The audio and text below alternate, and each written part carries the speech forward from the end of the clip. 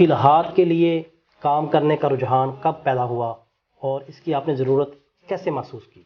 واللہ یعصمک من الناس، اللہ تعالیٰ آپ کو لوگوں سے محفوظ رکھیں گے۔ تو مفسرین کہتے ہیں کہ اللہ تعالیٰ ابا کے لیے میں پوچھنا چاہ رہا ہوں کہ اگر ابھی کوئی وہاں پہ پڑھنا چاہتا ہے۔ نور الدین زنگی رحمۃ اللہ علیہ خواب دیکھ کر فکر مند ہو گئے، بیٹھ گئے، سوچا۔ تو گنبد خضرا کے حوالے سے میں 2-3 سوال آپ سے پوچھنا چاہوں گا۔ پہلا سوال یہ ہے کہ گنبد خضرا کا پس منظر ہمیں بتائیے۔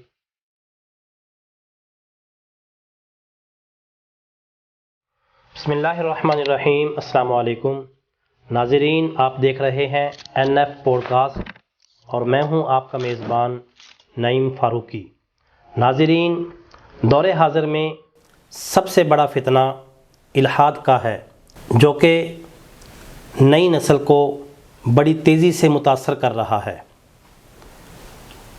اس کے سدباب اور اس کو روکنے کے لیے ایک منظم اور علمی کاوش سے آج میں آپ کی ملاقات کروانے جا رہا ہوں۔ میری مراد جناب ڈاکٹر الیاس فیصل صاحب ہیں۔ آئیے ان کا تعارف ان سے ان کی زبانی کرواتے ہیں۔ السلام علیکم۔ جی وعلیکم السلام ورحمۃ اللہ وبرکاتہ۔ ڈاکٹر صاحب آپ کیسے ہیں؟ خیریت سے ہیں؟ میرے اللہ کا کرم۔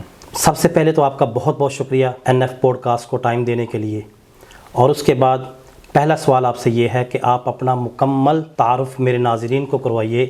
آپ کب کہاں پیدا ہوئے، آپ کے خاندان کا علمی پس منظر کیا ہے، اور آپ نے تعلیم کہاں کہاں حاصل کی، اور آپ کے اساتذہ میں مشہور شخصیات کون کون سی ہیں؟ وعلیکم السلام ورحمۃ اللہ۔ میں آپ کا بھی شکر گزار ہوں کہ آپ حضرات نے وقت نکالا اور تشریف لائے۔ میری پیدائش لاہور میں، اور ابتدائی دور سے ہی الحمدللہ والد صاحب کی تربیت سے تعلیمی سلسلے کا آغاز ہو گیا۔ سب سے پہلے حفظ قرآن کیا، اور لاہور کا ایک مشہور حفظ کا ادارہ بلال پارک، یہ GT روڈ پہ انجینئرنگ یونیورسٹی کے قریب ہے، جی بالکل، تو وہاں حفظ قرآن کریم مکمل کیا۔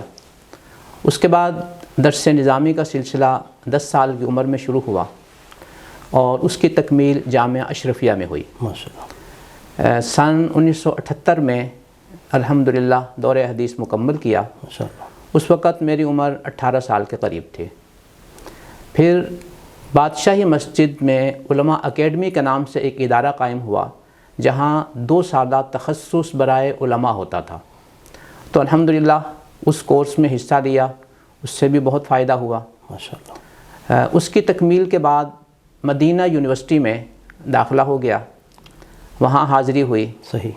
تو اس میں جرنلزم میں اور دعوت و ارشاد، اس شعبے میں نے گریجویشن مکمل کی۔ ماشاءاللہ۔ گریجویشن کی تکمیل کے بعد مدینہ منورہ میں ہی ایک بہت بڑا قرآن کریم کی اشاعت کا ادارہ قائم ہوا، مجمع ملک فہد۔ صحیح۔ تو اس میں ملازمت کا سلسلہ شروع ہو گیا۔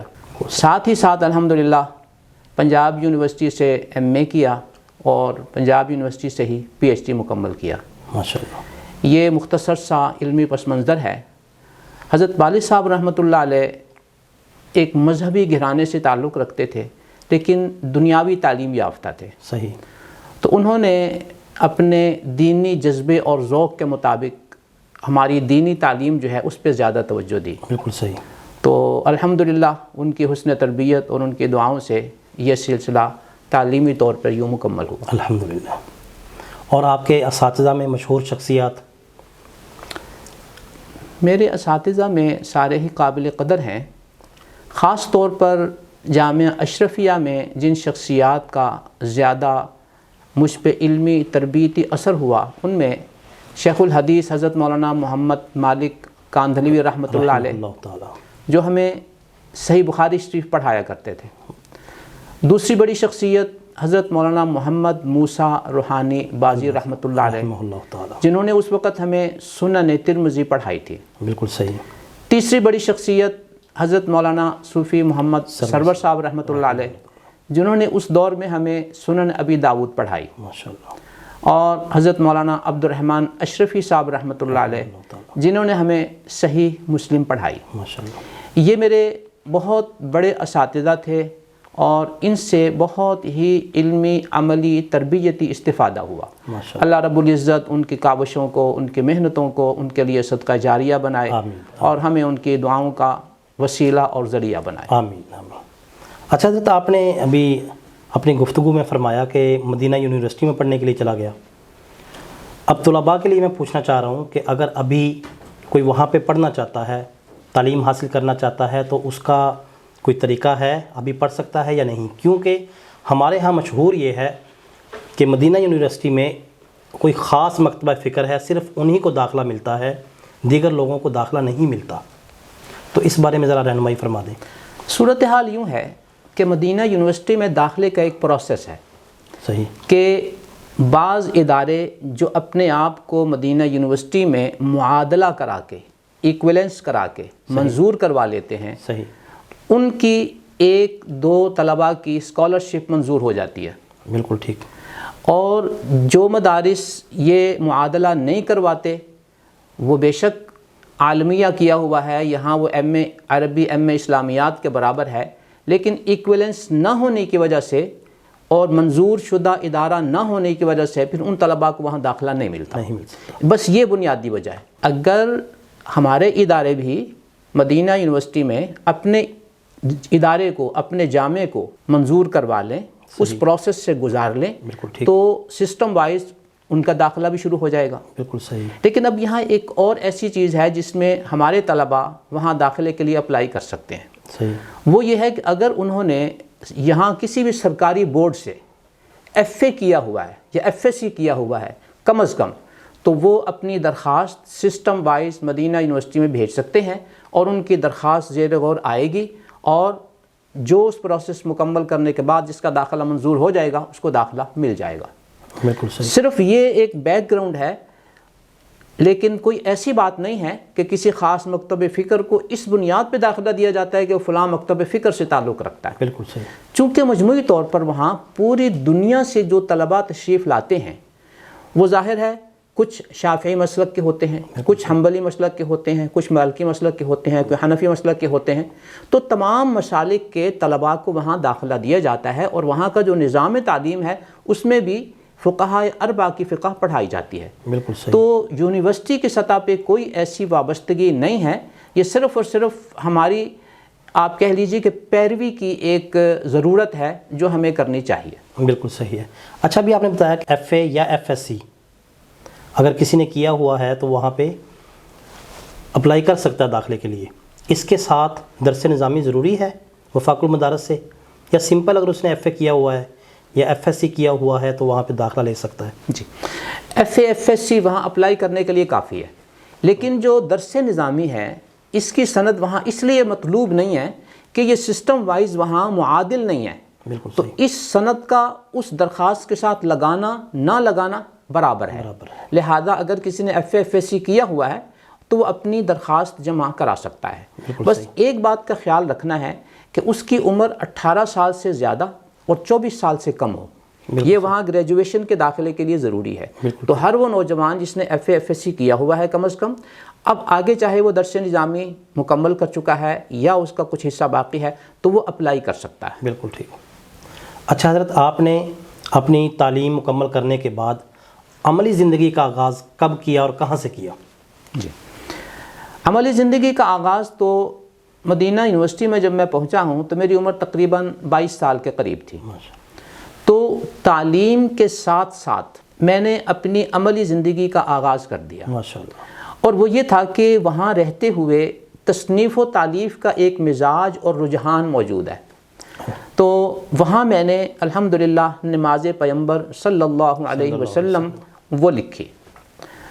اس میں ایک چھوٹی سی بات میں عرض کر دوں گا جو ہو سکتا ہے ہمارے طلباء کے لیے، ہمارے احباب کے لیے اس میں کوئی سیکھنے کا پہلو ہو۔ جی، وہ یہ تھا کہ نماز پیغمبر کی تحریر کے دوران ہمارے جامعہ کا جو نظام تھا کہ ہر ایک پیریڈ کے بعد 5 منٹ کا وقفہ ہوتا تھا، تاکہ ایک استاد تشریف لے جائیں اور دوسرے استاد تشریف لے آئیں۔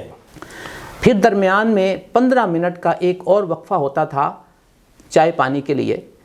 تو اس میں عام طور پہ یہ ہے کہ ان 5 منٹوں میں طلباء تھوڑا سا کلاس سے باہر نکل کر باہمی ملاقات کر لیتے تھے، تبادلہ خیالات کر لیتے تھے، جب دوسرے استاد تشریف لے آتے تو وہ کلاس میں شامل ہو جاتے۔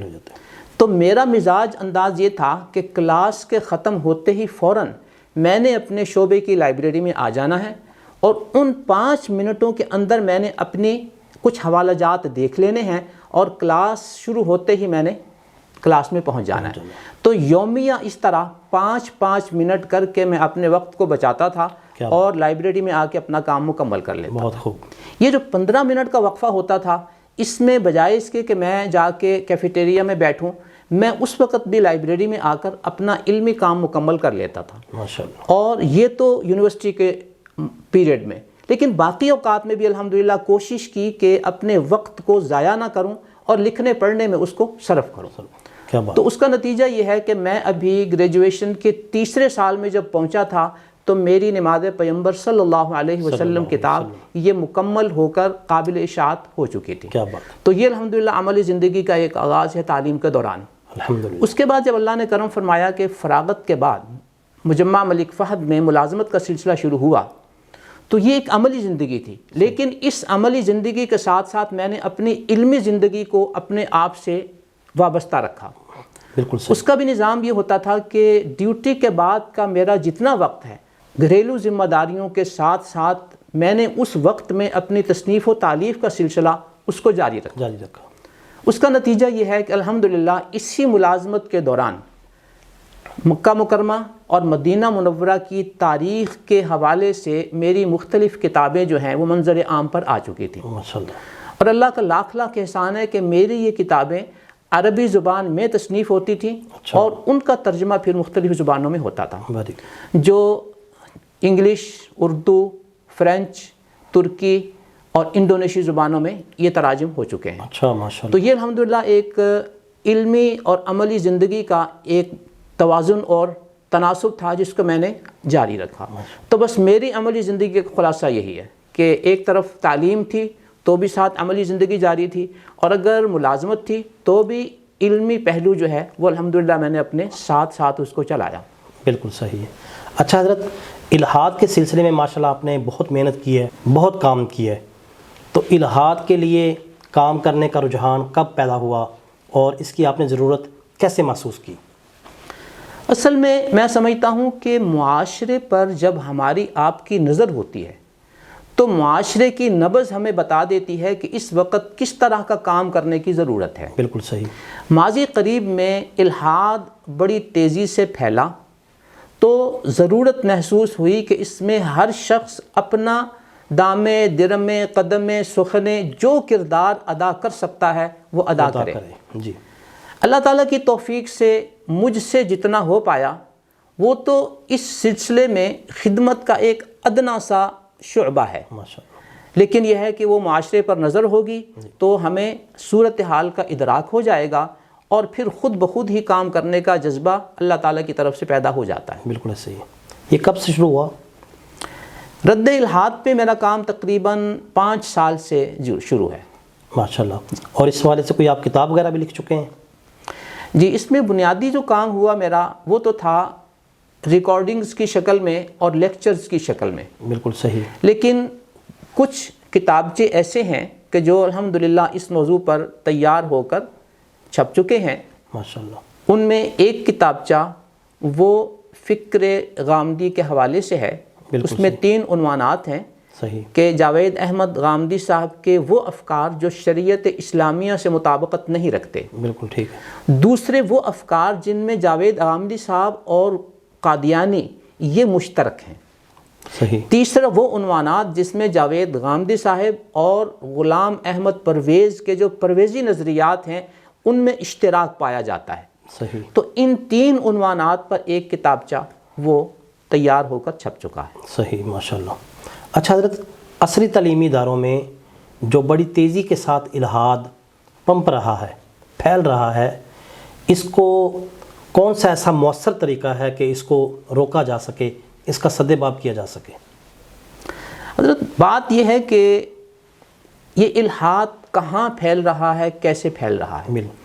جب ہم اس پہ غور کریں گے تو سب سے مؤثر اور بنیادی ذریعہ جو ہمیں نظر آتا ہے الہاد کے پھیلاؤ کا، وہ اساتذہ ہیں جو یونیورسٹی کے ماحول میں طلباء اور طالبات کو الہادی افکار بتاتے ہیں اور ان کی ذہن سازی کرتے ہیں۔ بالکل صحیح۔ بنیادی طور پر الہاد کا جو منبع ہے وہ ہمارے وہ دنیاوی تعلیمی ادارے ہیں جہاں ایسے افراد ہمارے طلباء اور طالبات کو گمراہ کن الہادی افکار پڑھا دیتے ہیں اور ان کی ذہن سازی کر دیتے ہیں۔ بالکل صحیح۔ دوسرے نمبر پر سوشل میڈیا پہ الہادی افکار کا جو پھیلاؤ ہے یہ بھی الہاد کے پھیلنے کا ایک بہت بڑا ذریعہ بن چکا ہے۔ تو یہ دو اسباب بنیادی طور پر بہت بڑے ہیں۔ اس کے ساتھ ساتھ الہادی لٹریچر، وہ کتابی شکل میں ہو، وہ پمفلٹس کی شکل میں ہو، وہ بہرحال اپنی جگہ پہ وہ بھی موجود ہے۔ تو عموماً یہ دو تین اسباب جو ہیں یہ الہاد کے پھیلاؤ کے یہ زیادہ اہم نظر آتے ہیں۔ بالکل صحیح۔ اچھا حضرت، ایک تھا الہاد قدیم اور ایک ہے الہاد جدید۔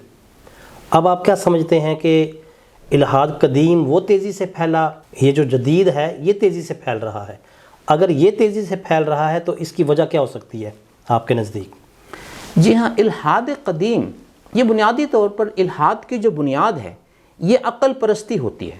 بالکل صحیح۔ تو اگلی بات شروع کرنے سے پہلے ہم عقل پرستی کا ہلکا سا ایک اشارہ کر دیں کہ ہم عقل کے خلاف نہیں ہیں، لیکن ہم یہ کہتے ہیں کہ جس طرح انسان کی نظر کا ایک دائرہ ہے اور اس کے بعد اس کو کوئی چیز نظر نہیں آتی، اسی طرح عقل کا ایک دائرہ ہے جس کے بعد اس کو اپنی وہ باتیں سمجھ میں نہیں آتی۔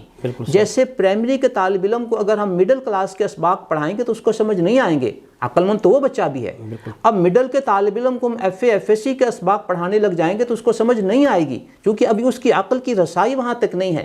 ایک دیہاتی آدمی کو اگر ہم یونیورسٹی کے ایم بی بی ایس کے اسباق پڑھانے لگ جائیں گے تو اس کو سمجھ نہیں آئیں گے، کیونکہ اس کی عقل کی رسائی وہاں نہیں ہے۔ اب اس کا مطلب یہ نہیں ہے کہ یہ سارے کے سارے عقل مند نہیں ہیں، نہیں، سارے عقل مند ہیں، عقل کی رسائی وہاں تک نہیں ہے۔ تو الہاد کے حوالے سے بھی یہی کہا جاتا ہے کہ انسانی عقل کی ایک رسائی ہے، جہاں تک اس کی رسائی ہے اس کی بعد کی جو چیزیں ہیں اگر وہ سمجھ میں نہیں آتی تو اس بنیاد پر ان کو مان لینا چاہیے کہ یہ اللہ کا حکم ہے۔ اور جس توحید کا اقرار ہم نے لا الہ الا اللہ میں کیا ہے، جس رسالت کا اقرار ہم نے محمد رسول اللہ صلی اللہ علیہ وسلم کا کلمہ پڑھ کے کیا ہے، تو ان میں جو باتیں ایسی ہیں کہ وہ ہماری سمجھ میں نہیں آتی تو وہ خلاف عقل نہیں ہے، صرف یہ ہے کہ ہماری عقل کی ان تک رسائی نہیں ہے۔ جیسے میں نے کچھ مثالیں آپ کے سامنے عرض کر دی۔ اچھا، اب یہ ہے کہ الہاد قدیم کی بنیاد بھی عقل پرستی تھی، الہاد جدید کی بنیاد بھی عقل پرستی ہے، لیکن جہاں تک پھیلاؤ اور تیزی کا تعلق ہے تو ظاہر ہے اس دور میں جو ملاقاتیں اور ان افکار کی اشاعت تھی وہ اتنی تیزی سے نہیں ہوتی تھی جتنی تیزی سے آج سوشل میڈیا کے دور میں ہو رہی ہے۔ لہٰذا اس دور میں جو پھیلاؤ تھی وہ استاد شاگرد کے ذریعے ہو گئی یا کسی کتاب کے پڑھنے پڑھانے سے ہو گئی، تو پھیلاؤ بڑا محدود تھا۔ لیکن آج ایک پیغام الہادی وہ نشر ہوتا ہے اور اس کو ہزاروں لاکھوں آدمی سن پڑھ لیتے ہیں، یا ایک یونیورسٹی میں ایک پروفیسر، ایک لیکچرر اگر الہادی افکار کا علم بردار ہے تو وہ روزانہ ہماری سینکڑوں اسٹوڈنٹس کو، طلباء اور طالبات کو وہ الہادی افکار پھیلا رہا ہے۔ تو اس لحاظ سے دور جدید کا الہاد اپنے پھیلاؤ کی تیزی کے اعتبار سے دور قدیم کی نسبت زیادہ پھیل رہا ہے۔ بالکل صحیح ہے۔ اچھا تو آپ نے جوید احمد غامدی صاحب کی بات کی ہے، تو غامدی صاحب کے متعلق جو باتیں کی جاتی ہیں کہ یہ قادیانیت کے حمایتی ہیں، آیا اس میں کچھ حقیقت بھی ہے یا محض الزام ہے؟ اصل میں جی بات یہ ہے کہ کوئی بھی بات کسی کے بارے میں ہم کہیں تو ہمیں اس بات کا کوئی پروف پیش کرنا چاہیے اور دلیل سے بات کرنی چاہیے، بلا وجہ کا الزام نہیں ہونا چاہیے اور بلا وجہ کی تائید بھی نہیں ہونی چاہیے کہ جی ہم چونکہ ان کو مانتے ہیں تو لہذا ہم ان کی ہر بات کو صحیح مانیں گے، یا ہم ان کے ماننے والے نہیں ہیں تو ہم بلا وجہ ان پہ الزام لگائیں گے۔ تو یہ علمی طریقہ نہیں ہے۔ بات یہ ہے کہ اگر ہم کوئی بھی بات کرتے ہیں تو اس کو کوئی پروف ہونا چاہیے۔ بالکل ایسے۔ جہاں تک آپ کے اس سوال کا تعلق ہے تو اس سلسلے میں خود غامدی صاحب کے لیکچرز کو جب ہم سنتے ہیں تو انہوں نے قادیانیت کے لیے ایک نرم گوشہ پیدا کرنے کی کوشش کی ہے اپنے فالورز کے لیے اور اپنی تعلیمات کے اندر۔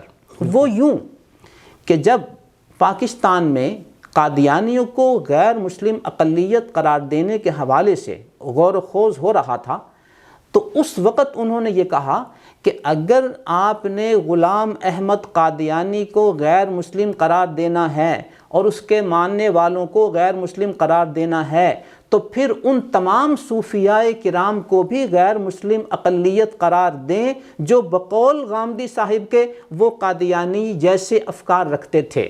اچھا، اب یہ ان کا دعویٰ تھا کہ صوفیاء کرام میں ابن عربی ہوں، صوفیاء کرام میں امام غزالی ہوں، صوفیاء کرام میں مجدد الفسانی ہوں، صوفیاء کرام میں اب بایزید بستامی ہوں، صوفیاء کرام میں شاہ اسماعیل شہید ہوں۔ وہ کہتے ہیں یہ سارے کے سارے حضرات صوفیاء کرام نے وہی باتیں کی ہیں جو قادیانی نے کی ہیں، اور قادیانی نے وہی باتیں کی ہیں جو انہوں نے کی ہیں۔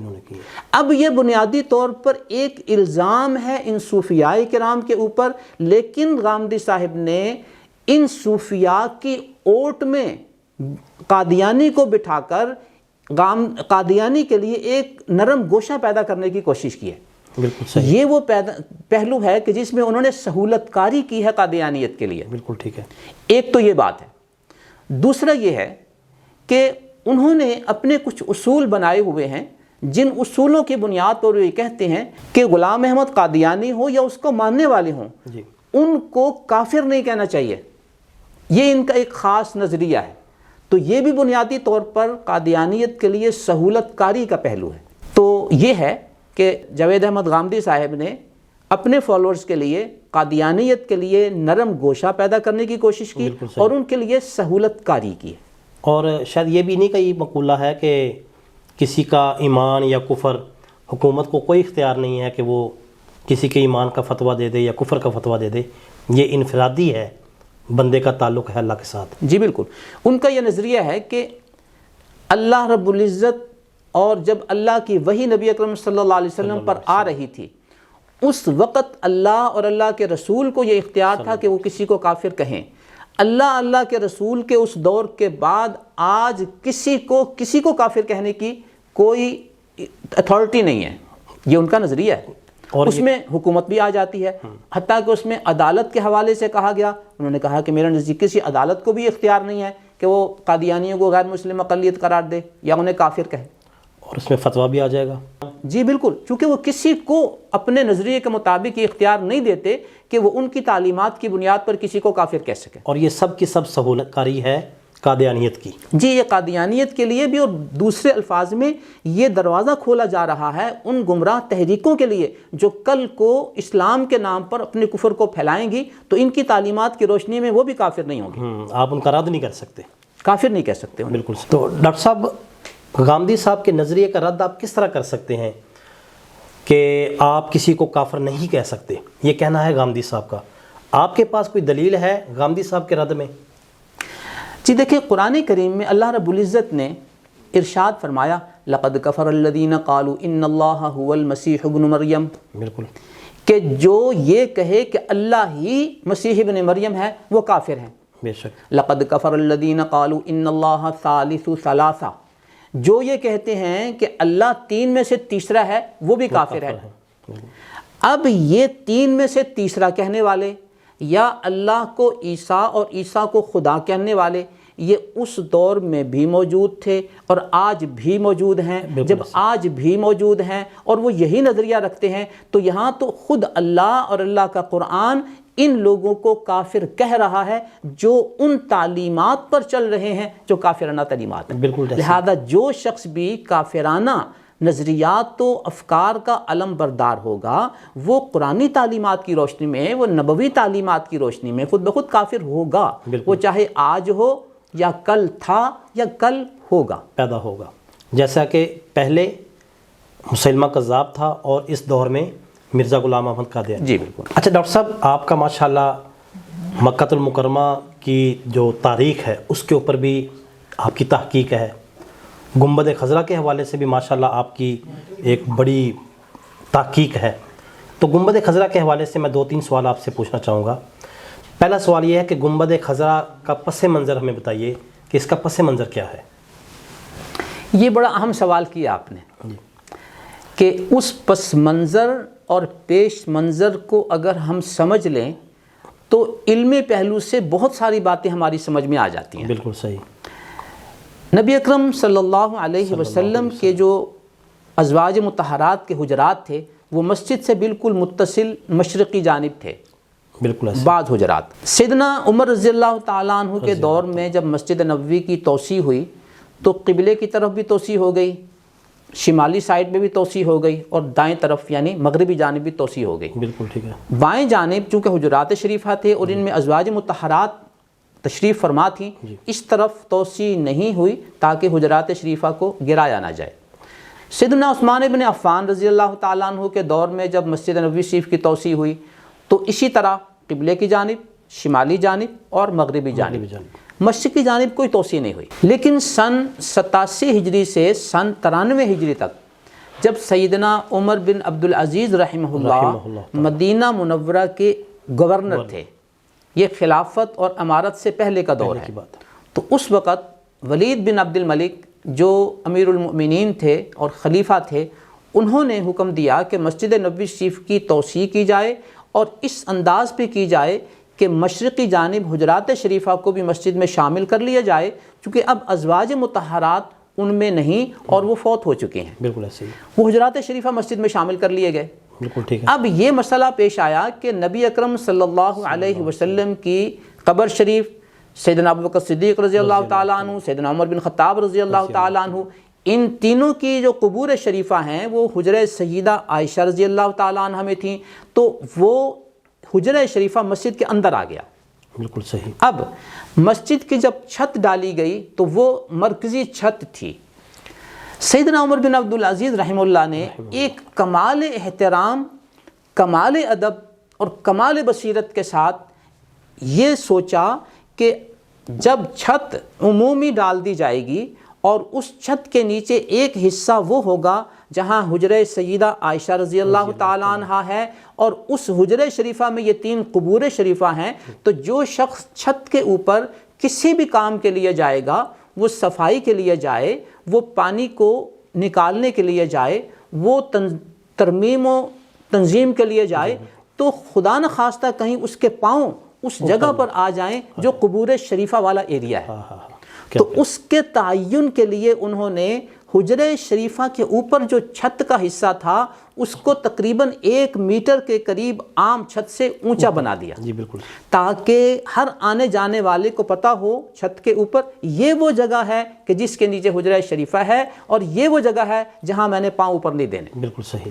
اب یہ جو مسجد کی چھت کے اوپر بلند جگہ تھی، یہ مسلسل اسی نہج پہ آئندہ آنے والے ادوار میں چلتی رہی، بلند ہوتی رہی۔ جب بھی چھت بنائی گئی تو اس حصے کو عام چھت سے اونچا رکھا گیا۔ اب 7ویں ہجری کے آخر میں ایک حکمران نے یہ کیا کہ وہی جگہ جو عام چھت سے تھوڑی سی اونچی تھی، اس نے اس اونچی جگہ پر ایک گنبد نما شکل بنا دی۔ صحیح۔ تو گویا یہ جو گنبد کی ابتدا ہے اس کا پس منظر بھی یہی تھا کہ قبور شریفہ کے اوپر سے کسی کا گزر نہ ہو، اور وہ سلسلہ چلتا رہا۔ تو اسی اونچی جگہ پر جو گنبد کی شکل بنا دی گئی، تو یہ تسلسل وہی ہے کہ اس جگہ کا احترام باقی رہے۔ اب جب ہم یہ بات سمجھ لیتے ہیں تو ہمارے ذہنوں میں ابھرنے والی بہت سی غلط فہمیاں ختم ہو جاتی ہیں کہ نبی اکرم صلی اللہ علیہ وسلم کی قبر شریف پر اور سیدنا ابوبکر صدیق اور سیدنا عمر رضی اللہ تعالیٰ عنہ کی قبر شریف پر یہ گنبد بنا دیا گیا ہے، تو پھر اور بزرگ اولیاء کرام، پیران اعظام، ان کی قبور شریفہ کے اوپر بھی گنبد بن سکتا ہے۔ لیکن جب ہم اس بیک گراؤنڈ سے واقف ہوں گے کہ اس کا ایک مخصوص پس منظر ہے کہ وہ قبور شریفہ مسجد کے اندر آ گئیں اور چھت کے نیچے آ گئیں، تو اس چھت کے اوپر کے حصے کے ادب کے پیش نظر یہ سب کچھ ہوا، لہٰذا اس سے ہمارے ذہنوں میں پیدا ہونے والی بہت سی غلط فہمیاں جو ہیں خود بخود ان کا ازالہ ہو جائے۔ بالکل ایسے ہی۔ اچھا حضرت، یہ جو موجودہ گنبد خضرا کی جو کیفیت ہے یا جو موجودہ شکل میں ہے، یہ کب بنا اور اس کی تاریخ کیا ہے؟ یہ بڑا خوبصورت سوال ہے اور بڑا دلچسپ ہے کہ گنبد کا آغاز تو گنبد کی شکل میں یہ تقریباً 7ویں ہجری کے آخر میں ہو چکا تھا۔ صحیح۔ بعد کے ادوار میں جب یہ مسجد نبوی شریف کی تعمیر ہوئی یا گنبد خضرا کی ترمیم کی ضرورت محسوس ہوئی یا اس کو اثر نو بنانے کی ضرورت محسوس ہوئی تو بنا دیا گیا۔ صحیح۔ تاکہ آج سے تقریباً 180 سال پہلے سلطان محمود عثمانی جو ترکی سلطان تھے، انہوں نے یہ والا گنبد جو آج موجود ہے بنا دیا۔ صحیح۔ تو اس کی عمر گویا 200 سال سے کچھ کم ہے۔ اب ایک اور سوال اس کے بارے میں یہ کیا جاتا ہے کہ سلطان محمود عثمانی کا یہ بنایا ہوا گنبد وہ آج تک اسی شکل میں چلا آ رہا ہے۔ صحیح۔ لیکن اس کے جو کلرز ہیں یہ اسی طرح تھے یا ان میں کوئی تبدیلی ہوئی؟ تو اس سلسلے میں یہ بات واضح رہے کہ سلطان محمود عثمانی رحمہ اللہ نے جب یہ گنبد بنایا تو اس کا رنگ سلور کلر تھا۔ صحیح۔ چونکہ مسجد نبوی شریف پر جتنے گنبد ہیں ان گنبدوں کے اوپر شیشے کی تختیاں لگی ہوئی ہیں اور شیشے کا جو رنگ ہے وہ سلور کلر ہوتا ہے۔ لہٰذا اس گنبد خضرا پر بھی جو ہمیں نشان نظر آتے ہیں یہ بنیادی طور پر وہ تختیاں ہیں جو گنبد خضرا پر نصب کی گئی اس کی حفاظت کے لیے، اور ان تختیوں کو جوڑنے کے لیے جو جوڑ استعمال ہوا وہ ہمیں ڈاٹ کی شکل میں نظر آ رہا ہے۔ بالکل صحیح۔ تو ان تختیوں کا جو رنگ ہے وہ سلور کلر تھا جو اس کا نیچرل کلر ہے۔ صحیح۔ تو یہ سلور کلر چلتا رہا تاکہ اسی سلطان محمود عثمانی رحمہ اللہ کے دور میں سن تقریباً آپ کہہ لیجئے 1355 میں بالکل صحیح انہوں نے اسی گنبد کا رنگ سلور سے گرین میں کر دیا، اور اس وقت سے آج تک یہ گرین کلر ہی چلا آ رہا ہے۔ جب ضرورت محسوس ہوتی ہے تو یہی سبز رنگ دوبارہ کر دیا جاتا ہے۔ صحیح۔ اچھا حضرت، یہ گنبد خضرا کے اوپر یہ جو ابری ہوئی جگہ ہے اس کا پس منظر کیا ہے؟ یہ آپ نے بڑی اہم بات کی۔ عام طور پر ہر زائر جب گنبد خضرا کی قریب سے زیارت کرتا ہے یا گنبد خضرا کی تصویر کو غور سے دیکھتا ہے تو گنبد خضرا کی قبلے کی جانب، جنوبی جانب اوپر کر کے جو ابری ہوئی جگہ ہے اس کے بارے میں خود ہی اس کے ذہن میں سوال آ جاتا ہے کہ یہ ابری ہوئی جگہ کیا چیز ہے۔ اب اس جگہ کے بارے میں مختلف قیاس آرائیاں کر لی جاتی ہیں جو حقیقت واقعہ سے تعلق نہیں رکھتی۔ ہم جو بھی بات کریں اس کا علم کی دنیا میں کوئی حوالہ ہونا چاہیے۔ بالکل ایسے۔ تو اگر اس کی ہم بیک گراؤنڈ پہ دیکھیں تو ایک روایت سیدہ عائشہ رضی اللہ تعالی عنہا کی طرف منسوب ہے کہ ان کے دور میں مدینہ منورہ میں بارش کی کمی محسوس ہوئی جو مختلف ادوار میں ہوتی تھی۔ تو حضرات صحابہ کرام، حضرات تابعین یہ بڑوں کے پاس جاتے تھے اور دعا کی درخواست کرتے تھے۔ بالکل صحیح۔ تو بارش کے لیے دعا بھی کی گئی۔ سیدہ عائشہ رضی اللہ تعالی عنہا کی خدمت میں بھی حاضر ہو کر دعا کی درخواست کی گئی۔ انہوں نے دعا بھی کی اور حجرہ شریفہ کی جو کھڑکی قبلے کی جانب تھی انہوں نے اس کھڑکی کو کھول دیا۔ صحیح۔ اس دعا کی برکت سے اور کھڑکی کو کھولنے کی برکت سے اللہ رب العزت نے بارش نازل فرما دی۔ سبحان اللہ۔ تو یوں اس کھڑکی کی ایک خاص نسبت ہے بارش کے نزول کے حوالے سے۔ صحیح۔ لہٰذا بعد کے ادوار میں اس کھڑکی کے تناسب میں اوپر جو گنبد بنایا گیا اس میں اس کی سیدھ میں یہ ایک روشن دان بنا دیا گیا۔ صحیح۔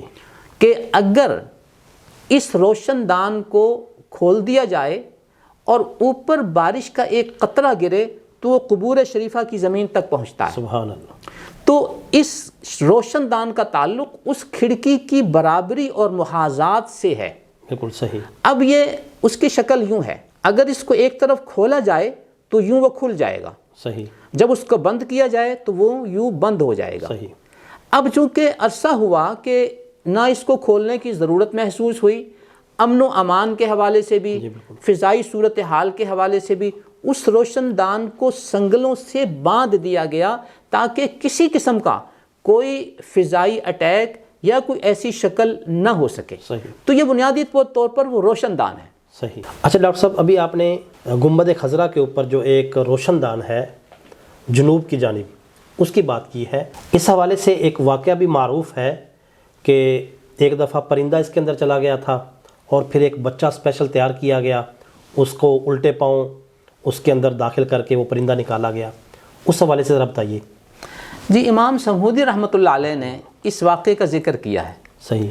کہ اس روشن دان سے وہ نہیں گیا بلکہ مسجد نبوی شریف کے اندر بھی پرندے تو آ جاتے ہیں، تو ابھی یہ جالیاں بھی نہیں بنی ہوئی تھیں جو اس وقت نظر آ رہی ہیں چاروں طرف.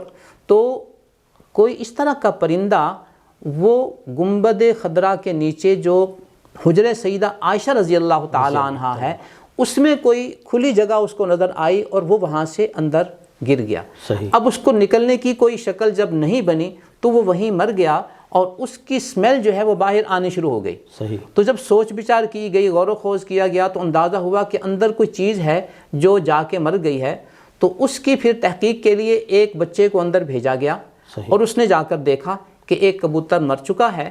تو پھر اس کو بڑے ادب کے ساتھ اس نے باہر بھی نکالا اور خود بھی جو ہے پھر بڑے ادب کے ساتھ اس کو باہر نکالا گیا. تو امام سمودی رحمۃ اللہ علیہ نے اس واقعے کا تذکرہ کیا. اچھا ڈاکٹر صاحب، گنبد خضرا کے جو اندر کے حالات ہیں اس کے بارے میں میرے ناظرین کو آگاہ کیجئے، کیونکہ عام طور پہ بعض دفعہ ایک تصویر جس میں 3 قبور ہوتی ہیں وہ سوشل میڈیا پہ وائرل ہو جاتی ہے کہ جی پہلی دفعہ گنبد خضرا کی اندر کی جو تصویر ہے آپ صلی اللہ علیہ وسلم کے روضہ مبارک کی وہ منظر عام پہ آئی ہے.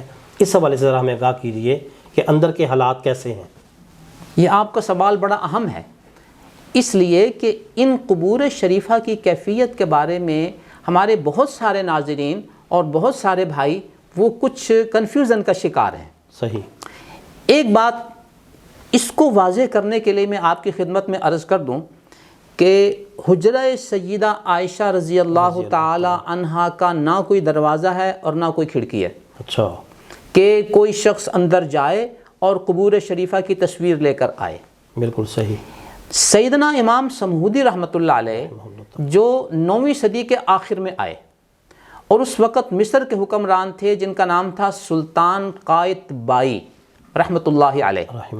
انہوں نے مسجد نبوی شریف کی اثر نو تعمیر کرنا چاہی تو انہی دنوں میں حجرہ سیدہ عائشہ رضی اللہ تعالی عنہا کی مشرقی دیوار میں کچھ تھوڑا سا خلا محسوس ہونے لگا. صحیح. تو اس کی ایک شکل تو یہ تھی کہ اس کو باہر سے بند کر دیا جاتا. صحیح. لیکن جو ماہرین تھے انہوں نے یہ کہا کہ اگر ہم اس خلا کو باہر سے ختم کر دیں تو ہو سکتا ہے کچھ عرصے کے بعد یہ پھر کھل جائے. ہمیں یہ دیکھنا ہے کہ یہ خلا ہے کیوں ہوا ہے یہ. صحیح. بنیادیں کمزور ہو گئیں، کوئی اور مسئلہ بن گیا. تو جب انہوں نے تحقیق کی تو انہیں اندازہ ہوا کہ حجرہ سیدہ عائشہ رضی اللہ تعالی عنہا کی 2 دیواریں ہیں، ایک اندرونی دیواریں ہیں اور ایک بیرونی دیواریں ہیں. تو اندرونی دیوار اپنی بنیادوں سے ہٹ کر وہ بیرونی دیوار کے اوپر اپنا دباؤ ڈال رہی تھی. صحیح. جس کی وجہ سے بیرونی دیوار کے اندر وہ خلا پیدا ہو گیا. صحیح. اب اس صورتحال کے بعد تو انہوں نے کہا کہ اب تو اس کو باہر سے پر کرنے کا کوئی فائدہ نہیں ہے، اس لیے کہ اندرونی دیوار کا دباؤ بیرونی دیوار پہ موجود ہے، کل کو پھر یہ خلا پیدا ہو جائے گا. لہٰذا ان دیواروں کو اثر نو بنانا چاہیے. بالکل صحیح. لہٰذا اندرونی اور بیرونی دیواروں کو ختم کر کے اثر نو تعمیر کا سلسلہ شروع ہوا. صحیح. اس دوران حکومت وقت کی طرف سے مدینہ منورہ کے بڑے بڑے علماء، بڑے بڑے اولیاء اور اہم شخصیات کی ایک فہرست بنائی گئی کہ قبور شریفہ کی زیارت کے لیے ان کو جانے کی اجازت دے دی جائے. صحیح. تو فہرست کے مطابق وقت کے تعین کے ساتھ ساتھ ان کو اندر جانے کی اجازت دے دی جاتی، چونکہ ہر طرف کپڑا لگا کر اس کو بند کر دیا گیا تھا. صحیح. تو وہ حضرات تشریف لے جاتے، حاضری دیتے اور سلام عرض کر کے زیارت کر کے باہر آ جاتے. امام سمودی رحمۃ اللہ علیہ یہ بھی مدینہ منورہ میں تھے اور مدینہ منورہ کے بڑے علماء اور بڑے اولیاء میں سے تھے، تو ان کا نام بھی اس فہرست میں موجود تھا. صحیح. امام سمودی رحمۃ اللہ علیہ نے اپنے ادب کو پیش نظر رکھتے ہوئے کہا میں کہاں اور وہ مقام کہاں، لہٰذا میں اپنے آپ کو اس قابل نہیں سمجھتا کہ میں وہاں جا کے حاضری دوں.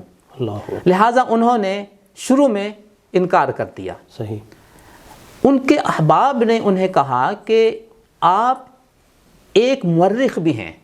صحیح. تو آپ مدینہ منورہ کی تاریخ لکھ رہے ہیں تو آپ نے اس اندرونی منظر کو بھی لوگوں کو بیان کرنا ہے. صحیح. تو اگر آپ حاضری دے لیں تو حاضری کا شرف بھی حاصل ہو جائے گا اور اپنی تاریخ میں آپ اس مبارک حصے کی تاریخ بھی لوگوں کو بتا سکیں گے. سبحان اللہ. تو دوستوں کی اس تجویز کو انہوں نے قبول کرتے ہوئے رضامندی کا اظہار کر دیا کہ میں حاضری کے لیے پیش ہو جاتا ہوں. صحیح. اب امام سمودی رحمۃ اللہ علیہ نے جو منظر کشی کی اندر کی وہ یوں تھی کہ وہ فرماتے ہیں کہ میں جب اندر حاضر ہوا تو میں نے وہاں حاضر ہوتے ہی ایسی خوشبو محسوس کی جو میں نے زندگی میں کبھی نہیں سونگھی. سبحان اللہ سبحان اللہ. دوسرا وہ فرماتے ہیں کہ میں جب حاضر ہوا تو میں نے اپنی نگاہوں کو جھکائے ہوئے کچھ دیر قیام کیا, اللہ صلاۃ و سلام عرض کیا, اللہ کے حضور دعائیں مانگیں, اور پھر نکلنے سے پہلے میں نے اپنی نظروں کو اٹھا کر اس مبارک زمین کے حصے کو دیکھا تاکہ میں اپنے قارئین کو وہ منظر بتا سکوں جو آج قبور شریفہ کا ہے اور حجرہ شریفہ کی اس زمین کا ہے. تو امام سمودی رحمۃ اللہ علیہ فرماتے ہیں کہ حجرہ شریفہ کی جو زمین ہے وہ کچی ہے, وہ مٹی ہے, سبحان اللہ. اور ان میں قبور شریفہ کے آثار اپنی اپنی جگہ پہ موجود ہیں. سبحان اللہ. تو یہ گویا قبور شریفہ کی کچی ہونے کا تذکرہ امام سمودی رحمۃ اللہ علیہ نے کیا ہے. ٹھیک ہے. اب چار دیواری نئے سرے سے بنا دی گئی. صحیح. امام سمودی رحمۃ اللہ علیہ کے اس دور سے اور 9ویں صدی کے اس دور سے جب حجرہ شریفہ بنا دیا گیا تو اب نہ اس میں دروازہ ہے نہ کھڑکی ہے. صحیح. اب تو اندر کوئی گیا ہی نہیں اور کوئی جا ہی نہیں سکتا. بالکل صحیح. تو جب کوئی گیا ہی نہیں کئی 100 سال سے تو یہ قبور شریفہ کی تصویریں کس نے کھینچ لیں؟ صحیح. یہ عام بات ہے. بالکل صحیح. دوسری بات ہمارے سمجھنے کی ہے کہ وہ تصویریں کلرڈ ہیں. صحیح. یہ کلرڈ کیمرے کا جو رجحان ہے یہ تو ماضی قریب کا ہے. ایسا ہی ہے. شروع میں تو بلیک اینڈ وائٹ کیمرہ ہوتا تھا اور وہ بھی ماضی قریب کا ہے. تو یہ جو رنگین قبور ہیں یہ تو ظاہر ہے کسی نے قریب کے چند دہائیوں میں کسی جگہ کی کھینچی ہیں اور اس کو اس نے منسوب کر دیا ہے ان قبور شریفہ کی طرف. تو نہ وہاں اندر کوئی جا سکتا ہے اور نہ ہی یہ قبور شریفہ سیدنا محمد رسول اللہ صلی اللہ علیہ وسلم, سیدنا ابوبکر صدیق اور سیدنا عمر رضی اللہ تعالی عنہ کی قبور شریفہ ہے. ایک بات میں یہاں مزید وضاحت کر دوں کہ ہمیں عام طور پر یہ پڑھنے سننے کو ملتا ہے کہ فلاں حکمران یا فلاں بڑی شخصیت جب مدینہ منورہ حاضر ہوئیں تو ان کے لیے روضہ اقدس اور اس حجرہ شریفہ کے دروازے کھول دیے گئے. اب ہر بندہ یہ سوچتا ہے کہ ان کے لیے تو دروازے کھولے جاتے ہیں. تو یہاں ہم اپنے قارئین کو بتا دیں کہ حجرہ شریفہ وہ حصہ ہے جو پکی دیوار ان جالیوں کے اندر موجود ہے. یہ جو بڑی شخصیات حجرہ شریفہ کے اندر جاتی ہیں یہ حجرہ شریفہ وہ پکی دیواروں والا نہیں ہے بلکہ یہ جالیوں کے اندر صرف جاتے ہیں, جا کر اس حجرہ شریفہ کے باہر یا رک جاتے ہیں. اندر جانے کی کوئی شکل نہیں ہے. قبور شریفہ کو دیکھنے کی ان کے لیے بھی کوئی شکل نہیں ہے. یہ صرف ان جالیوں کے اندر ان کو جانے کا موقع دیا جاتا ہے. تو اس سے ہم خلاصہ یہ نکالیں گے کہ اندرونی قبور شریفہ کئی 100 سال سے نہ وہ کسی نے دیکھی ہیں نہ وہاں کوئی گیا ہے. تو جب نہ کوئی گیا ہے تو پھر یہ تصویریں کس نے کھینچی؟ یہ قبور شریفہ کسی اور جگہ کی ہیں, نبی اکرم صلی اللہ علیہ وسلم اور شیخین کی نہیں ہے. اچھا چھوٹی سی اس میں ایک بات بتا دیجئے کیونکہ آپ کی ماشاءاللہ بڑی تحقیق ہے روضہ رسول کے حوالے سے بھی. بعض لوگ یہ بیان کرتے ہیں کہ حضرت ابوبکر صدیق رضی اللہ تعالیٰ عنہ آپ صلی اللہ علیہ وسلم کے دائیں طرف ہے اور حضرت عمر رضی اللہ تعالیٰ عنہ بائیں طرف ہے, اور بعض لوگ یہ بیان کرتے ہیں کہ آپ صلی اللہ علیہ وسلم کے دائیں طرف حضرت ابوبکر صدیق رضی اللہ تعالیٰ عنہ اور ان کے دائیں طرف حضرت عمر رضی اللہ تعالیٰ عنہ. یہ قبور شریفہ کی صحیح جو ترتیب ہے وہ کیا ہے؟ جی, امام سمودی رحمۃ اللہ علیہ چونکہ انہوں نے ایک تو اندر کے منظر کو خود اپنی آنکھوں سے دیکھا, صحیح. دوسرا یہ ہے کہ انہوں نے قدیم تاریخ کو بھی پڑھا اور معاصر حالات کو دیکھ کر پھر انہوں نے اپنی تاریخ وفاء الوفا کو مرتب کیا جو مدینہ منورہ کی تاریخ ہے. تو جب وہ قبور شریفہ کے موضوع پر آتے ہیں تو انہوں نے ترتیب کے حوالے سے کہ قبور شریفہ کی ترتیب کیا ہے اس میں انہوں نے مختلف اقوال نقل کیے ہیں. صحیح. ان میں یہ جو اقوال آپ نے ذکر کیے ان کا بھی انہوں نے تذکرہ کیا ہے. لیکن اب یہ ہے کہ ان اقوال میں جو راجح قول ہے وہ یہ ہے کہ قبلہ شریف کی طرف سے سب سے پہلی جو قبر شریف ہے وہ نبی اکرم صلی اللہ علیہ وسلم کی ہے. وہ قبلے کی طرف سے پہلی قبر شریف نبی اکرم صلی اللہ علیہ وسلم کی. نبی اکرم صلی اللہ علیہ وسلم کے بعد دوسری قبر شریف یعنی نبی اکرم صلی اللہ علیہ وسلم کے بائیں طرف. پہلی قبر شریف سیدنا ابو بکر صدیق رضی اللہ تعالیٰ عنہ کی ہے، اور پھر نبی اکرم صلی اللہ علیہ وسلم سے دوسری قبر شریف وہ سیدنا عمر بن خطاب رضی اللہ تعالیٰ عنہ کی ہے، اور یہ دونوں قبریں آپ صلی اللہ علیہ وسلم کے بائیں طرف ہیں۔ اس ترتیب کو علماء نے، فقہاء نے راجح قرار دیا ہے ان اقوال میں سے۔ بہت خوب، ماشاءاللہ۔ اچھا حضرت، روضہ رسول کے متعلق 2 سوال صرف اور ہیں۔ میں نے تو شروع میں 2-3 کہا تھا، لیکن یہ سوالوں سے سوال نکلتے گئے۔ پہلا سوال یہ ہے کہ نور الدین زنگی رحمہ اللہ تعالیٰ کے دور کا جو واقعہ بتلایا جاتا ہے کہ کچھ لوگ آئے، آپ صلی اللہ علیہ وسلم کی قبر اطہر تک وہ پہنچنا چاہتے تھے، تو پھر ان کو خواب آئی، لمبا واقعہ ہے، ذرا وہ بھی میرے ناظرین کو بتائیے کس طرح واقعہ ہے۔ امام سمہودی رحمۃ اللہ علیہ نے رحمہ اللہ اس واقعے کو تفصیل کے ساتھ ذکر کیا ہے۔ صحیح۔ امام سمہودی رحمۃ اللہ علیہ چونکہ تاریخ مدینہ منورہ کے ان ایتھینٹک علماء میں سے ہیں جنہوں نے اس موضوع پر بہت علمی اور میدانی کام کیا ہے، صحیح۔ تو امام سمہودی رحمۃ اللہ علیہ نے اس واقعے کا یوں تذکرہ کیا ہے حوالے کے ساتھ اور اپنی سند کے ساتھ، صحیح، اور پرانی کتابوں کا حوالہ دیتے ہوئے کہ تقریباً 6 صدی کے درمیان میں 555 ہجری کے قریب صحیح، سلطان نور الدین زنگی رحمۃ اللہ علیہ نے خواب دیکھا، نبی اکرم صلی اللہ علیہ وسلم کی زیارت مبارکہ ہوئی، سبحان اللہ، اور آپ ان الفاظ میں ارشاد فرما رہے ہیں کہ ان کو مجھ سے دور کر۔ صحیح۔ اور 2 اشخاص ایسے ہیں کہ جن کو وہ دیکھ رہے ہیں خواب کے اندر۔ صحیح۔ نور الدین زنگی رحمۃ اللہ علیہ خواب دیکھ کر فکر مند ہو گئے، بیٹھ گئے، سوچا کہ اب مجھے کیا کرنا ہے، کچھ سمجھ نہیں آیا، تو وہ دوبارہ سو گئے۔ دوبارہ ان کو یہی خواب دکھائی گئی، اسی دن، اسی وقت، اسی رات میں یہی خواب دوبارہ دکھائی گئی۔ بالکل ٹھیک ہے۔ پھر وہ فکر مند ہو کے اٹھے، بیٹھے، سوچا کہ اب مجھے کیا کرنا ہے، کچھ سمجھ نہیں آیا، صحیح، پھر لیٹ گئے۔ صحیح، تیسری دفعہ پھر یہی خواب آئی، پھر آپ اٹھ کے بیٹھ گئے اور اپنے وزیر کو بلایا کہ میں نے 3 دفعہ یہ خواب دیکھی ہے۔ صحیح، تو وزیر نے کہا اب انتظار کس بات کی، صحیح، آپ فوری تیاری کریں اور مدینہ منورہ پہنچیں، وہاں کچھ ایسا واقعہ ہے جس کے لیے آپ کو متوجہ کیا جا رہا ہے اور آپ کو بلایا جا رہا ہے۔ بالکل ٹھیک۔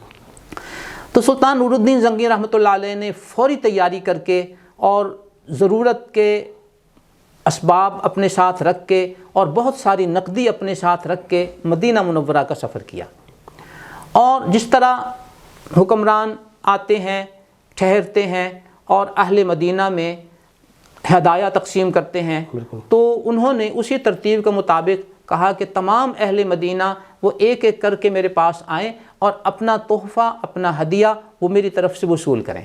بالکل ٹھیک ہے۔ تو ایک ایک آدمی ان کے پاس حاضر ہوتا، وہ اس کی خدمت میں کچھ پیش کرتے اور وہ گزر جاتا، اور وہ پہچاننے کی کوشش کرتے کہ مجھے خواب میں جو چہرے دکھائے گئے ہیں کیا یہ وہ ہیں یا نہیں۔ اہل مدینہ ایک ایک کر کے سارے ان کے سامنے سے گزر گئے اور سب نے اپنا اپنا ہدیہ تحفہ وصول کر لیا، لیکن وہ جو 2 شکلیں دکھائی گئی تھیں وہ ان سب میں سے ایک بھی نہیں تھی۔ اچھا۔ تو سلطان نور الدین رحمۃ اللہ علیہ بڑا پریشان ہو گئے کہ وہ تو ایک بندہ بھی مجھے نہیں ملا۔ تو انہوں نے اہل مدینہ سے پوچھا بھائی اب کوئی اور باقی ہے؟ تو مان لے کہ نہیں اور کوئی باقی نہیں ہے۔ انہوں نے کہا پھر سوچو۔ انہوں نے کہا نہیں، وہ 2 آدمی ہیں جو مسافر ہیں اور یہاں آئے ہوئے ہیں، وہ تو کسی سے ہدیہ لیتے ہی نہیں ہیں، وہ تو خود لوگوں کو ہدیے دیتے ہیں، وہ دن رات بس اپنی عبادت میں مصروف رہتے ہیں، تو وہ کسی کے پاس آتے بھی نہیں ہیں اور نہ کسی سے ہدیہ لیتے ہیں، بلکہ وہ کوشش کرتے ہیں کہ لوگوں کو ہدیہ دیں۔ صحیح۔ تو سلطان نور الدین زنگی رحمۃ اللہ علیہ رحمہ اللہ تعالیٰ فوراً فکر مند ہو گئے اور انہوں نے اپنے دربانوں کے ساتھ کہا کہ اب مجھے ان 2 آدمیوں کے پاس خود جانا ہے۔ صحیح۔ جب وہ ان کے اس کمرے میں یا ان کے گھر میں پہنچے تو دیکھا تو یہ وہی 2 شخص ہیں جو ان کو خواب میں دکھائے گئے تھے۔ بالکل صحیح۔ بڑے فکر مند ہو گئے اور پوچھا کہ تم یہاں کیسے ہو اور کیا کر رہے ہو؟ انہوں نے کہا جی ہم یہاں عبادت کے لیے آئے ہوئے ہیں، اور کہنے لگے کہ رات کو عبادت کرتے ہیں، جی، دن کو ہم روزہ رکھتے ہیں اور بس دن رات اسی طرح عبادت میں مصروف رہتے ہیں۔ صحیح۔ سلطان نور الدین زنگی رحمۃ اللہ علیہ نے ان کے جواب کو سن کر حیرانی کا اظہار کیا کہ یہ تو بالکل مان ہی نہیں رہے کسی بات کو۔ اسی دوران سلطان نور الدین زنگی رحمۃ اللہ علیہ نے ان کے گھر کا جائزہ لیتے لیتے ایک چٹائی کو دیکھا جو بچھی ہوئی تھی۔ صحیح۔ تو جو ہی انہوں نے اس چٹائی کو اٹھایا تو دیکھا کہ اس کے نیچے ایک سرنگ نما شکل جو ہے وہ آگے کو بنی ہوئی ہے۔ اچھا۔ وہ جب اندر گئے تو دیکھا وہ تو خطرناک صورتحال ہے اور وہ سرنگ آگے کو جا رہی ہے۔ اللہ اکبر۔ سلطان نور الدین زنگی رحمۃ اللہ علیہ وہیں ٹھٹک کے رک گئے اور ان کو کہا کہ اب تم پکڑے گئے ہو، اب سچی بات بتاؤ کہ تمہاری حقیقت کیا ہے، تم کون ہو، کس نظریے سے آئے ہو۔ صحیح۔ جب انہوں نے دیکھا کہ اب تو ہماری کیفیت ظاہر ہو گئی ہے تو انہوں نے بتایا کہ ہمیں مغربی ممالک میں سے ایک ملک کے حکمران نے اس مقصد کے لیے بھیجا تھا کہ تم نے خفیہ طور پر وہاں جا کر رہنا ہے اور رہ کر تم نے قبور شریفہ تک رسائی حاصل کرنے کی کوشش کرنی ہے، اور معاذ اللہ ثم معاذ اللہ خاکم بدہن تم نے یہ کوشش کرنی ہے کہ نبی اکرم صلی اللہ علیہ وسلم کے جسم اطہر کو قبر شریف سے نکال کر تم نے مدینہ منورہ سے باہر منتقل کرنا ہے اور پھر ہم اس کو آگے لے جائیں گے۔ ہم اس مقصد کے لیے یہاں آئے تھے۔ ان کے بارے میں کہا جاتا ہے کہ وہ عیسائی مذہب سے، عیسائی دین سے تعلق رکھتے تھے۔ صحیح۔ تو سلطان نور الدین زنگی رحمۃ اللہ علیہ نے اس تحقیق کے بعد اور ان کے اس اعتراف کے بعد حکم صادر کیا کہ ان کی سزا یہ ہے کہ ان کی گردنیں اڑا دی جائیں، یہ ان کی وہ کم سے کم سزا ہے جو ان کو دی جانی چاہیے۔ بالکل ٹھیک ہے۔ تو یہ واقعہ ہوا اور اس کے بعد سرنگ کو بند کر دیا گیا اور سلطان نور الدین زنگی رحمۃ اللہ علیہ نے یہ فیصلہ کیا کہ اب دن رات یہاں کچھ ایسے دربان موجود رہنے چاہیے جو مسجد نبوی شریف اور حجرہ شریفہ کی حفاظت پر معمور ہوں۔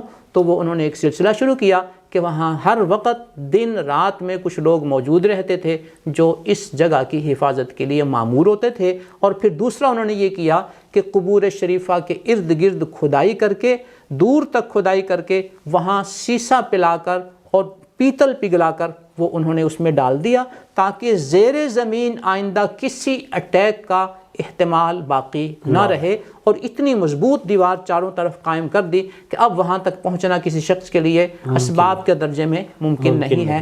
یہ تھا سلطان نور الدین زنگی رحمۃ اللہ علیہ کے دور میں قبور شریفہ تک رسائی کا ایک اہم واقعہ۔ اس کے علاوہ مختلف ادوار میں مختلف کوششیں ہوئی ہیں، لیکن اللہ تعالیٰ نے ان کو شروع میں ہی ناکام و نامراد کر دیا، اور اس میں وہ تھوڑا سا آگے تو پہنچنے میں کامیاب ہوئے، لیکن نبی اکرم صلی اللہ علیہ وسلم کے جسم اطہر کو اللہ رب العزت نے محفوظ رکھا، اور قرآن کریم کی جو واللہ یعصمک من الناس، اللہ تعالیٰ آپ کو لوگوں سے محفوظ رکھیں گے۔ تو مفسرین کہتے ہیں کہ اللہ تعالیٰ آپ کو محفوظ رکھیں گے آپ کی زندگی میں بھی اور آپ کے اس دنیا سے پردہ فرما جانے کے بعد بھی۔ تو یوں اللہ تعالیٰ نے جس طرح نبی اکرم صلی اللہ علیہ وسلم کی آپ کی زندگی میں حفاظت فرمائی، اسی طرح آپ کے اس دنیا سے پردہ فرما جانے کے بعد بھی اللہ نے آپ کی حفاظت فرمائی، اور یہ اس کے لیے اسباب مختلف بنتے ہیں۔ کبھی اللہ تعالیٰ اپنے تکوینی نظام کے ذریعے ان پر سزا نازل کرتے ہیں، جیسے کہ مختلف اور کوششوں میں ہوا۔ کبھی اللہ تعالیٰ کسی اپنے بندے کو متوجہ کر دیتے ہیں اور اس کے ذریعے پھر ایسا قدم اٹھوا دیتے ہیں کہ جس سے وہ سلسلہ رک جاتا ہے اور مجرمین کو ان کی سزا مل جاتی ہے۔ اچھا حضرت، آپ نے بھی پہلے ایک واقعہ بیان کیا تھا کہ وہ اندر والی دیوار کا وہ دباؤ آ رہا تھا باہر والی دیوار کے اوپر، پھر وہ گئے، انہوں نے دیواریں گرائیں اور دوبارہ نئی دیواریں بنائیں۔ تو پوچھنا یہ تھا کہ جو نور الدین زنگی رحمہ اللہ تعالیٰ نے سیسا پلا کر جو دیوار قائم کی تھی، وہ ان دیواروں کے اندر کی جانب تھی یا کہ باہر کی جانب تھی؟ یہ بڑا اہم سوال ہے جی، کہ جب ہم حجرہ شریفہ کی دیواروں کا تذکرہ کرتے ہیں یا پڑھتے ہیں یا مورخین لکھتے ہیں تو اس میں جو بیرونی دیواریں ہیں ان بیرونی دیواروں میں اس سیسا پلائی ہوئی دیوار کا تذکرہ نہیں ملتا۔ وہ اس لیے کہ یہ دیواریں زمین سے اوپر نہیں ہیں، اچھا، یہ زیر زمین ہیں۔ چونکہ حملہ زیر زمین ہوا تھا تو انہوں نے زیر زمین وہ کھدائی کر کے وہاں یہ سیسا اور پیتل پگھلا کر ڈلوا دیا تاکہ نیچے سے آئندہ اس طرح کی کوئی کوشش نہ ہو سکے۔ بالکل صحیح، بالکل صحیح۔ اچھا حضرت، آخری سوال یہ ہے روضہ رسول کے حوالے سے صلی اللہ علیہ وسلم کہ آپ صلی اللہ علیہ وسلم کی قبر اطہر کے ساتھ کہا جاتا ہے کہ حضرت عیسیٰ علیہ السلام کی قبر کی جگہ ابھی موجود ہے۔ میرے ناظرین کو اس حوالے سے بھی تھوڑا سا آپ آگاہ فرمائیے۔ جی، سنن ترمذی میں ایک روایت ہے جس میں سیدنا عیسیٰ علیہ السلام کے نبی اکرم صلی اللہ علیہ وسلم کے قریب دفن ہونے کا تذکرہ موجود ہے۔ صحیح۔ تو جب سیدنا عیسیٰ علیہ السلام آئیں گے تو اس روایت کی روشنی میں آپ کی تدفین اس جگہ پر ہوگی۔ تو یہاں پر عام طور پہ پھر یہ سوال کیا جاتا ہے کہ جب حجرہ شریفہ کی دیواریں ہر طرف سے بند ہیں اور ان میں کوئی دروازہ نہیں ہے، کوئی رستہ نہیں ہے، تو پھر سیدنا عیسیٰ علیہ السلام کی تدفین کیسے ہوگی؟ تو واضح رہے کہ جس طرح حکمران ہر دور کی ضرورت کے مطابق ان دیواروں کو اثر نو بنانے کے لیے گرا سکتے ہیں، تو سیدنا عیسیٰ علیہ السلام کی تدفین کے لیے بھی ان دیواروں میں رستہ بنا کر آپ کی تدفین وہاں پہ کر سکتے ہیں۔ لہٰذا اس پہلو سے بھی اس میں کسی قسم کی کوئی کنفیوژن نہیں ہونی چاہیے۔ بالکل ٹھیک ہے حضرت، آپ کا بہت بہت شکریہ، آپ نے اپنا قیمتی وقت ہمیں دیا۔ تو ناظرین، آپ صلی اللہ علیہ وسلم کے روضہ مبارک کے ذکر خیر سے ہم آج کی گفتگو کو مکمل کرتے ہیں۔ انشاءاللہ وقتاً فوقتاً ہم ڈاکٹر صاحب کو زحمت دیا کریں گے کہ ان کے خیالات اور ان سے اس طرح کی ایمان افروز باتیں سن کر ہم آپ تک پہنچائیں گے۔ اللہ تعالیٰ سے دعا ہے کہ اللہ تعالیٰ ہم سب کا حامی و ناصر ہو۔ وآخر دعوانا ان الحمد للہ رب العالمین۔ في الأرض درب صحيح إلى الله يعود